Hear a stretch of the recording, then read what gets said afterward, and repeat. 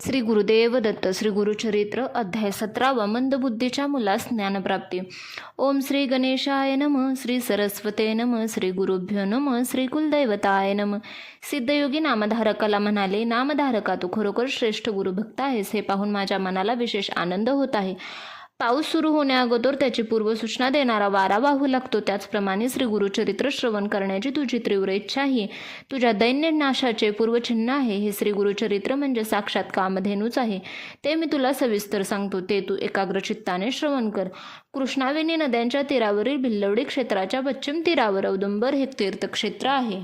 तेथील औदुंबर वृक्षाखाली श्री गुरु नृसिंह सरस्वती एक चातुर्मास म्हणजे 4 महिने गुप्तपणे राहत होते.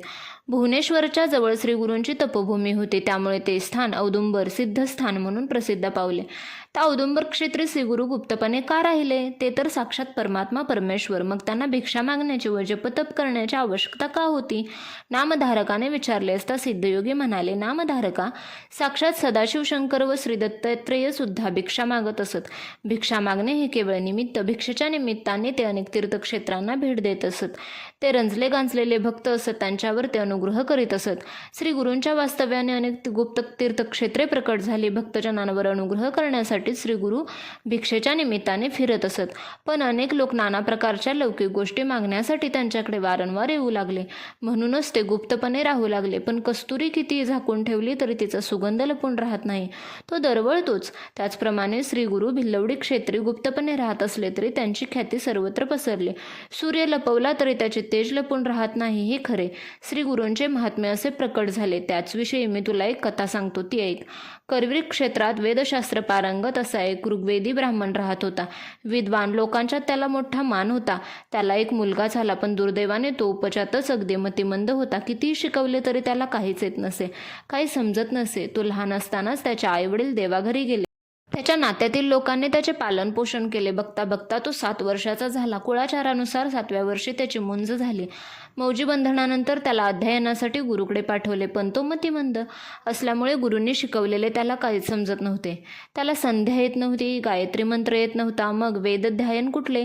ब्राह्मणाला विद्या नाही तर पोट कसे भरणार? विद्वान ब्राह्मणाचा मठ्ठ मुलगा अशी त्याचे सर्व लोक थट्टा करीत असत. लोक त्याला म्हणत, अरे मूर्खा, तुझे वडील केवढे विद्वान होते, तू मात्र अगदी दगडधोंडा आहेस.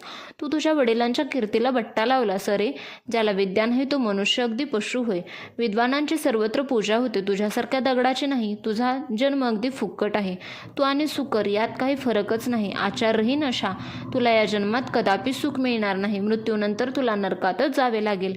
असले लाजिरवाने जिने जगण्यापेक्षा तू मरत का नाहीस? लोकांनी केलेली निंदा ऐकून तो मुलगा अतिशय दुःखी झाला. तो लोकांना म्हणाला, मी गतजन्मी विद्याज्ञान केले नाही, म्हणून मला या जन्मात विद्याभ्यास जमत नाही. त्याला मी तरी काय करणार? आता तुम्हीच काहीतरी उपाय करा. त्यावर लोक हसून म्हणाले, आता तुला पुढच्या जन्मीच विद्या येईल. या जन्मी तू भीक मागून जग. लोकांनी केलेली ही निंदा ऐकून तो मुलगा अतिशय दुःखी झाला.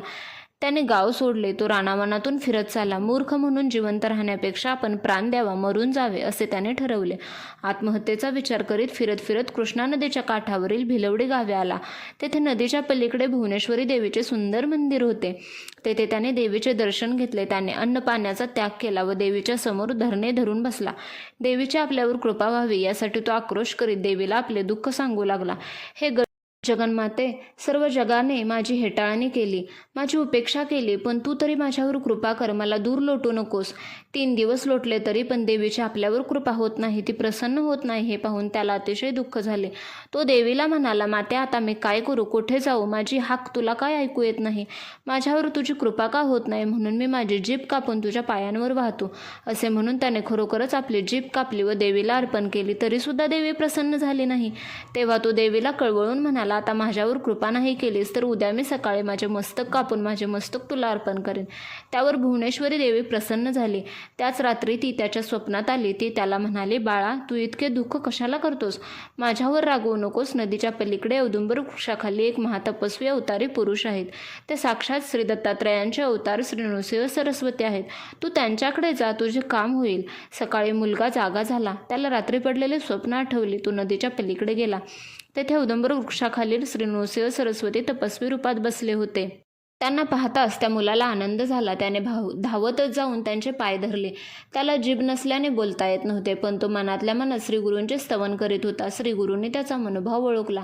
ते प्रसन्न झाले. त्यांनी त्याच्या मस्तकावर वरदहस्त ठेवून आशीर्वाद दिला आणि काय आश्चर्य, श्रीगुरूंचा स्पर्श होताच त्या मुलाला जीभ परत मिळाली. त्या क्षणी त्याला वेदशास्त्र पुराणादी सर्व विद्या प्राप्त झाल्या.